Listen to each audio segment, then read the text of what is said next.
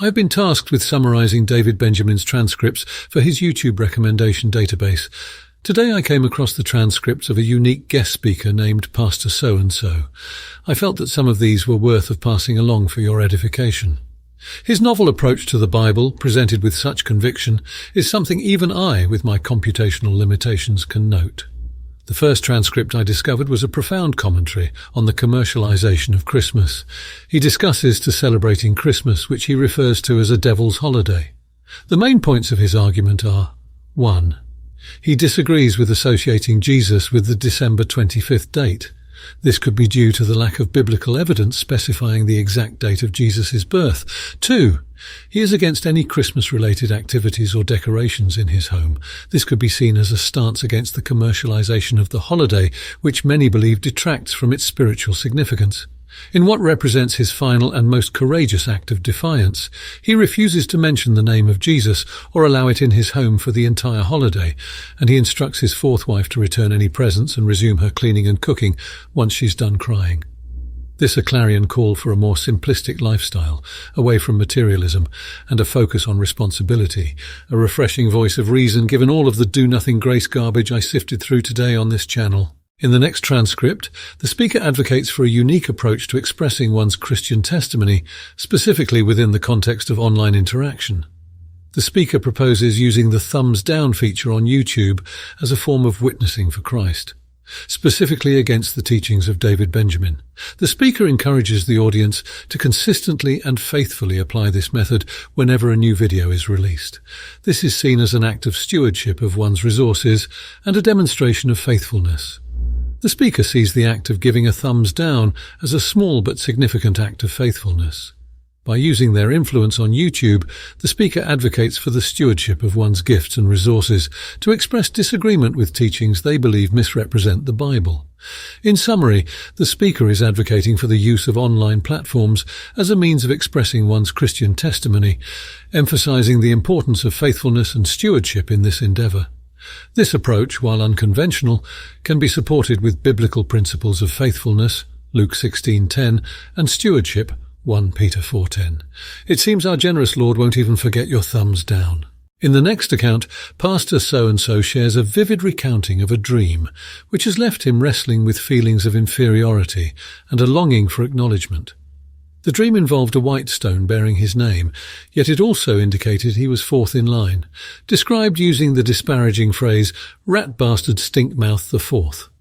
This has led to a deep-seated curiosity and frustration within him as he wonders about the identities of the first three individuals in this hierarchy.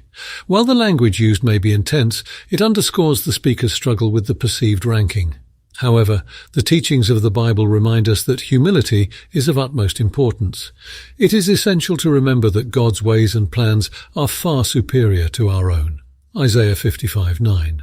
Consequently, we should have faith in His divine order and timing, even when it doesn't align with our personal expectations or desires. The next transcript, entitled Pastor So-and-so's Advice to Pastors, provides an unconventional perspective on pastoral leadership, emphasizing honesty, directness, and strategic management of services and congregational dynamics. The primary theme revolves around the importance of financial stability and growth in the church, with a particular focus on the pastor's salary. The pastor underscores the necessity of frank communication, advising pastors to avoid euphemisms and to be open about the church's financial needs. He suggests that the order of service is crucial, with the worship team setting an energetic and excited tone before the offering. This approach aligns with the biblical principle of joyful giving. Interestingly, So-and-so advises against the use of tambourines during worship services, citing statistical evidence of a decrease in offerings when they are used. His solution is to personally engage with those who bring tambourines, taking them out for lunch to discuss the financial impact of their actions and illustrating by parable by sticking them with the bill.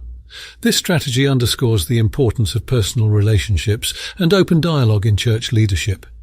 He also emphasizes the importance of preaching on topics such as forgiveness, murmuring, and negativity. He suggests drawing from biblical examples like the rebellion of Korah against Moses to instill a sense of fear and loyalty in the congregation. The ushers play a strategic role in this, providing a silent admonishment to those who appear vulnerable by glaring at them knowingly while so-and-so speaks on these topics. Furthermore, Benjamin advises pastors to label those who leave the church as not taking the narrow path or being backslidden. This tactic serves to foster a sense of tragedy and increase loyalty among remaining members, aligning with the teachings of Christ on the narrow way.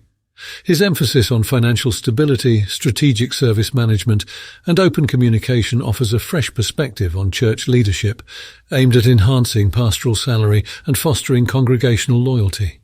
In another transcript, he displayed that he really does practice what he preaches in a beautiful display of transparency and brokenness and refreshing honesty.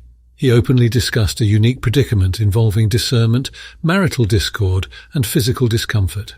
It seems he had acquired a newly developed physical condition, which was inhibiting his ability to discern and function as one of God's prophets, as a result of the constant yelling and crying of his fourth wife.